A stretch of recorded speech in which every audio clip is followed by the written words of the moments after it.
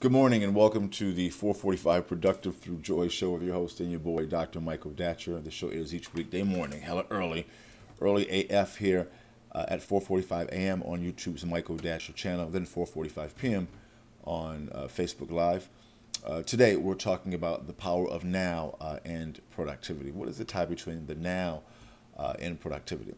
If you're new to the show, we offer live one-on-one productive through joy consulting. We also speak to groups and organizations and schools.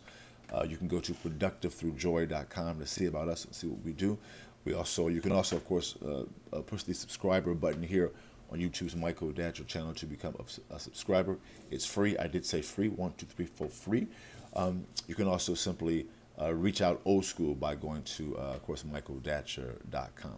Today, again, we're talking about being productive through joy, using or thinking about the connection between productivity and being in the now. That's my co-host coughing off the air. Let's dive in.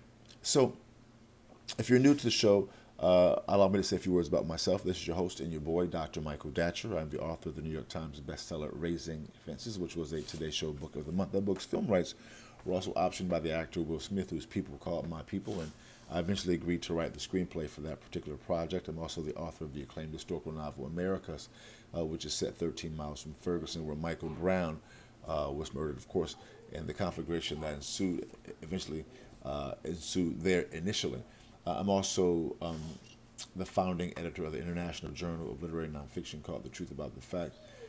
Currently, my educational background is UC Berkeley as an undergraduate. My master's is from UCLA, and my PhD in English literature is from the University of California at Riverside.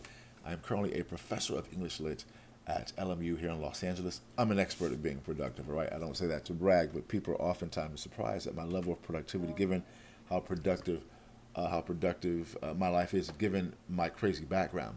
I am the product of a young girl who was raped at 16, gave birth to me at 17, and subsequently gave me up for adoption to a single divorcee who was amazing. Who's amazing. That's my co-host speaking off the air. Who's amazing. Yet at the time, no biological father, no adopted father. Listen, difficult times for the young MD. Yet, as Cool Modi famously said, "How you like me now?" Right? And if I can be this productive through joy, so can folks who are watching the show. And when people like us can have success despite our origins, despite our difficult beginnings, it gives encouragement and inspiration to other people who are similarly challenged. And also, in many ways, in an indirect way, removes the excuse for those who've not been as challenged. So, really, just by doing us, we have an opportunity to do work in our own lives, of course, but also work for those in our spheres of influence. All right. In the morning show, we like to also talk about the importance of framing your day before your day has a chance to frame you. Meaning, at times we'll wake up with trouble in our mind, and as a result, it'll follow us throughout our day, creating stress and pressure, which no one needs, obviously, but also practically as a health concern, stress attacks the nervous system. It attacks the physical body. It literally takes years off your life when you are stressed the hell out. And so we know that to be true for all people, but especially when you are endeavoring to live like a boss in abundance and simply trying to own your business, for example. Because when money becomes involved in the enterprise, so does your stress level increases. It is true that more money, more problems. That is a true thing, a real thing.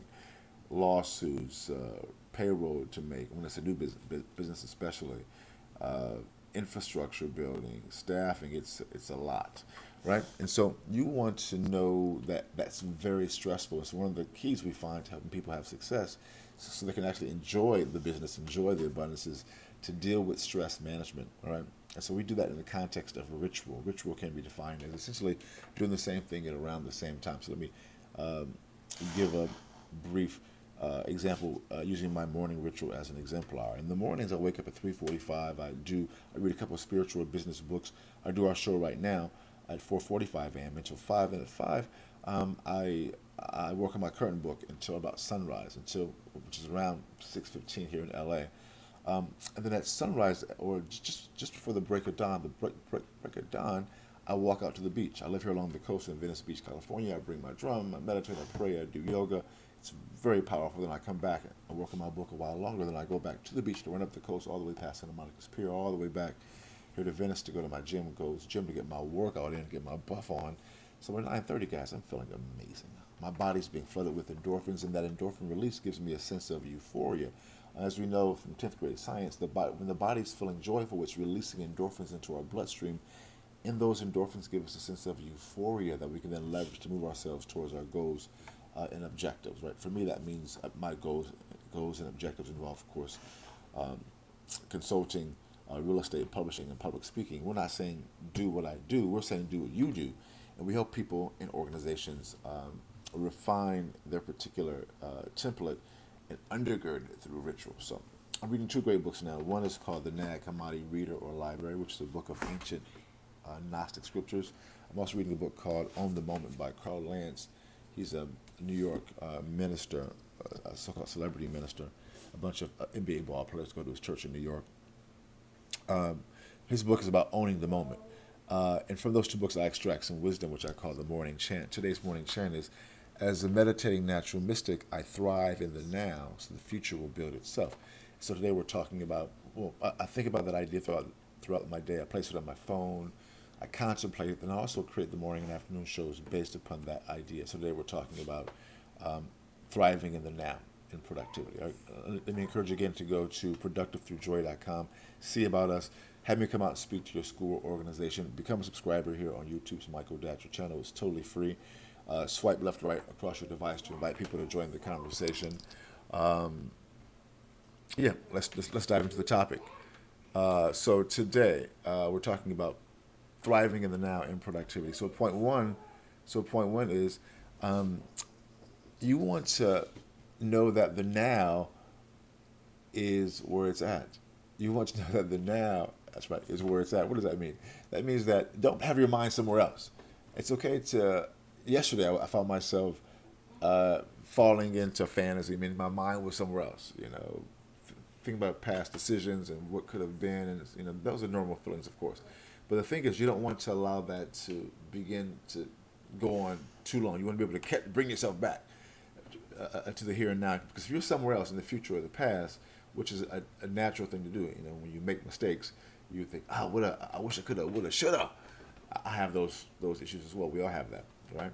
And the thing is to be able to acknowledge that you're human, but don't let that go too far. Bring yourself back in, because you can't be fully present to what needs to be done now if you're somewhere else. So the now is where it's at, which goes into point two.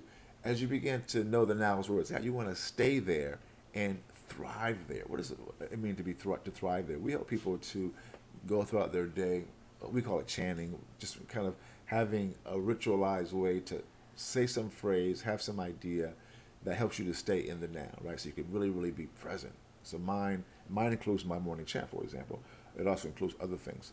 In my system of meditation, we do chanting. And so I will engage in those chants. But that's my particular approach. It can be almost anything that helps you stay in the now. It can be a mantra. It can be a thing on your arm as a reminder, a bracelet. But you find creative ways to stay in the now and to thrive in the now. And as you begin to thrive in the now, guys, what's great about the now is that it gives you a feeling of joy, because you're also able to identify what you're grateful for in the now, right now, not in the future, not in the past, but now. When you have gratitude in the now, it just makes you feel good. It brings joy. And that's kind of the great benefit of the now. You can understand how to access joy in the now, and that is a great power. All right, boom goes the dynamite. That's it for today's show. We are each weekday morning, hella early AF at 4:45 a.m. right now on YouTube's Michael Datcher channel, then 4:45 p.m. On Facebook Live. Thanks for being here. Have me come out, speak to your group or organization as we come into Black History Month. Or simply go to productivethroughjoy.com. We also do live one-on-one Productive Through Joy consulting. It's very, very powerful. I think that's it for today. I have a new book coming out in April, so I'll be coming to a city near you. I'm soon. Look for me in the press. The book is called America, so on Third World Press. It'll be out everywhere. So, yeah. Thanks for being here, guys. We will see you soon. Until then, let's talk about it and be about it. Deuces.